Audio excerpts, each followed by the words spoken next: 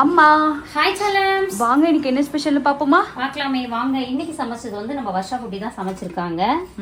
மதியத்துக்கு சுட சுட சோறு, ஓகே, கோழிக்கறி வறுவல், சூப்பராக வந்து மிளகு தூள்லாம் போட்டு வறுத்து வச்சுருக்காங்க. வறுக்க சளி பிடிச்சிருக்கா, கிளைமேட்டுக்கு சூப்பராக இருக்கும். சரியான சளி, டஸ்ட் அலர்ஜி ஆயிடுதுங்க எனக்கு. அதுக்கப்புறம் நல்லா மிளகு தட்டி போட்டு தக்காளி ரசம் வச்சாச்சு. கோழிக்கறிக்கும் இதுக்கும் ரொம்ப சூப்பராக இருக்கும். வருஷக்குட்டி வேறு லெவலில் சமைச்சிட்டாங்க. பிரம்ம மாதிரி சாப்பிட போகிறோம். இன்றைக்கி ஒரு பொடி செல்லக்குட்டி ஸ்வீட்டில் டிஃபன் என்ன லஞ்ச் என்ன மறக்காமல் கமெண்ட் பண்ணுங்கள். அதுக்கப்புறம் நேற்றுக்கு வந்து ஒருத்தவங்க ரொம்ப அழகாக கமெண்ட் பண்ணியிருந்தாங்க. நிறைய பாசிட்டிவ் கமெண்ட்ஸு. அதில் அந்த ஒரு கமெண்ட்ஸ் வந்து அவ்வளோ அழகாக இருந்துச்சு. அப்பா அம்மா வந்து சின்ன வயசுலேருந்து உங்களுக்கு வந்து நிறைய கஷ்டப்பட்டு வளர்த்துட்டாங்க. இப்போ நீங்கள் படிப்பை முடிச்சிட்டிங்க இல்லையா, பூஜா நீங்களும் செய்யும், வேலைக்கு போயிட்டு சீக்கிரம் சம்பாதிச்சு ஒரு வீட்டை கட்டுங்க அப்படின்னு சொல்லியிருந்தாங்க. அந்த நல்ல உள்ளத்துக்கு எங்களோட மனமார்ந்த நல்வாழ்த்துக்கள். அப்புறம் நிறைய பேர் வந்து ஜெய் இப்போ டிகிரி முடிச்சுட்டு வேலைக்கு போகலையான்னு கேட்குறீங்க. அவங்களுக்கு தெரியாதுன்னு நினைக்கிறேன்.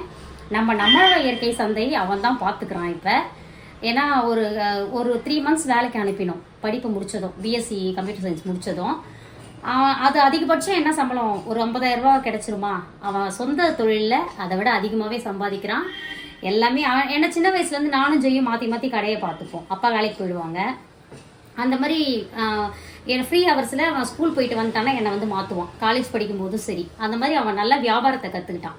ஸோ அவன் வந்து சொந்த தொழிலில் அதிகமாகவே சம்பாதிக்கிறான். பூஜாவும் சும்மா கிடையாது.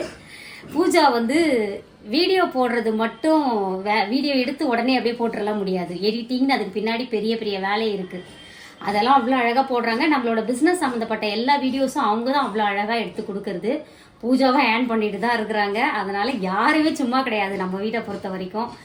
சின்னவளும் வீட்டுக்கு தேவையான எல்லா ஹெல்ப்பும் பண்ணுவாள், ஒரு பக்கம் படிச்சுக்கிட்டே.